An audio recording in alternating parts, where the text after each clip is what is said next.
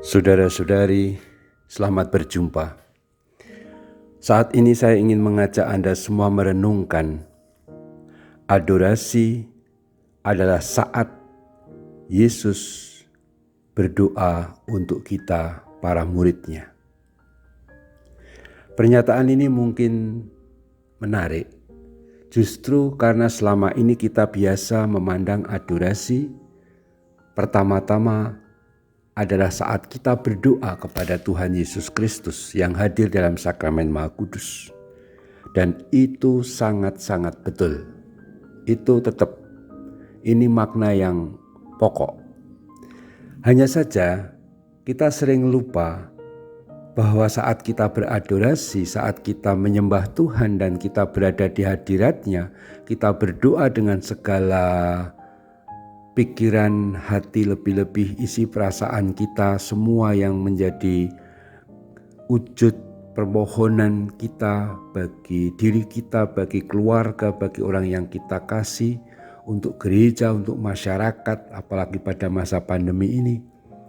Itu betul kita sampaikan kepada Tuhan dan Tuhan sungguh mendengarkan. Tetapi kita juga perlu ingat, seperti dalam Injil Yohanes bab 17 yang dibacakan beberapa hari kemarin saat kita menantikan Roh Kudus ini, Tuhan berdoa untuk kita para murid-Nya.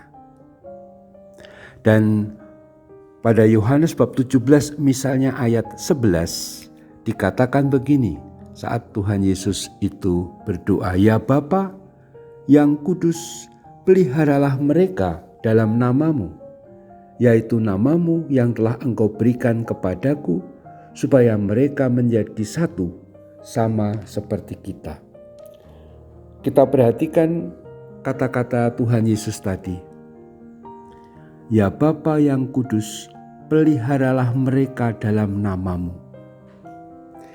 Yesus berdoa untuk kita agar kita dipelihara oleh Allah Bapa dalam namanya, nama Bapa. Saya ingin menyampaikan dua hal. Yang pertama, seperti tadi sudah saya sebut sebagai judul pokok renungan saat ini, ternyata adorasi bukan hanya saat kita berdoa kepada Tuhan Yesus, tetapi saat Yesus pun berdoa untuk kita. Dan yang menarik, kalau kita sedang berdoa adorasi di depan Tuhan dalam sakramen Maha Kudus, doa kita bisa terputus, doa kita bisa berhenti. Karena apa? Ya karena kelemahan kita, karena ngantuk. Kalau kita berdoa di depan sakramen, harus kita akui, sering pikiran kita kemana-mana, pikiran kita berekreasi kemana-mana. Lalu kalau fisik kita juga capek, kita malah bisa tertidur. Sedangkan kalau Tuhan Yesus memandang kita saat adorasi, Dia pun berdoa untuk kita. Nah, ini yang poin yang sering kita lupakan. Selain kita berdoa yang sangat terbatas ini kepada Tuhan, justru Tuhan Yesus berdoa tiada henti untuk kita.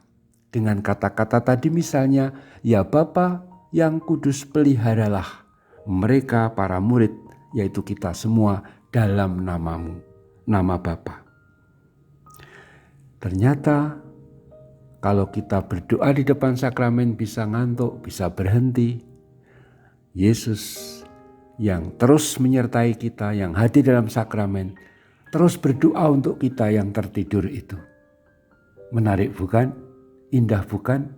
Tuhan berdoa untuk kita supaya Tuhan itu selalu menjadi kekuatan kita. Yang kedua adalah makna dalam namamu, dalam nama Bapa. Tentu dalam pengertian iman kita, Bapa hanya selalu menyatakan dirinya, kasih-Nya, sabdanya selalu melalui Yesus Kristus Tuhan kita. Tidak pernah Bapa berbicara kita langsung, tapi selalu melalui Kristus, karena Kristus adalah satu-satunya pengantara. Ini penting.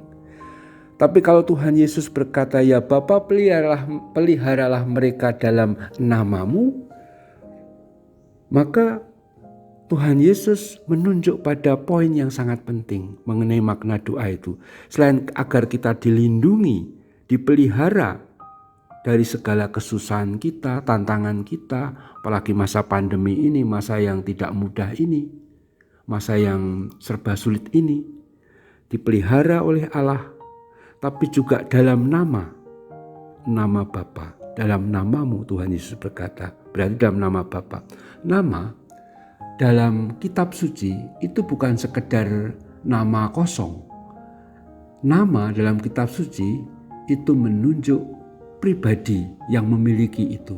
Bahkan nama itu menghadirkan pribadi yang disampaikan, pribadi yang diungkapkan.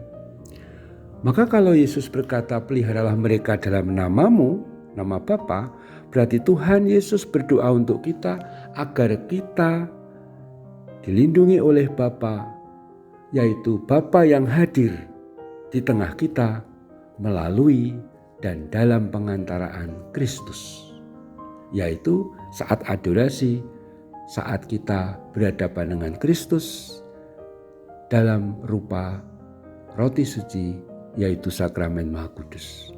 Maka adorasi itu saat yang sangat indah.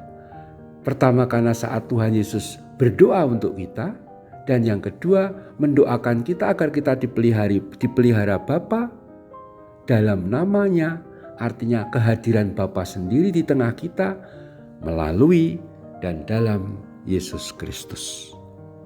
Dan akhir arah doa yang dikatakan Tuhan Yesus tadi, yaitu peliharalah mereka dalam namamu, supaya mereka, kita semua menjadi satu sama seperti kita.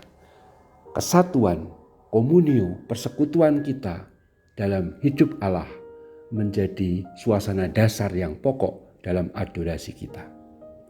Marilah kita lanjutkan adorasi, bersyukur untuk itu. Terpujilah Tuhan kita, Yesus Kristus, untuk selama-lamanya. Amin.